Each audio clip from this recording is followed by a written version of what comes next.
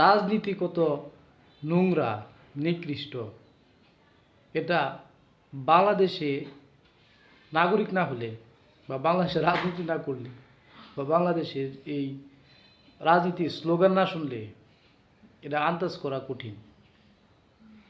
একদল যাকে জিন্দা পীর ঘোষণা করে, অন্য দল তার বিরুদ্ধে ঝাড়ু মিছিল করে। কি চমৎকার না? কল্পনা করা যায়? আপনারা দিচ্ছেন তারে জিন্দা পীর উপাধি, আর আপনার প্রতিপক্ষ তার বিরুদ্ধে আজকে নারী অবমাননার জন্য ঝাড়ু মিছিল, জুতা মিছিল এগুলো করতেছে। কত সম্মান, কত মান! এ হচ্ছে বাংলাদেশের রাজনীতির সংস্কৃতি।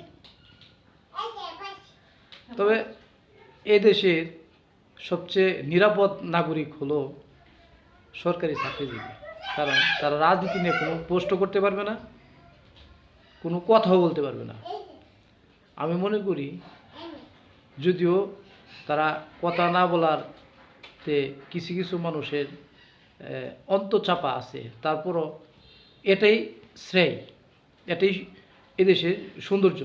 রাজনীতিতে নিজেকে না জড়ানো, রাজনীতি নিয়ে কোনো মন্তব্য না করা, রাজনীতি নিয়ে কোনো কথা না বলা।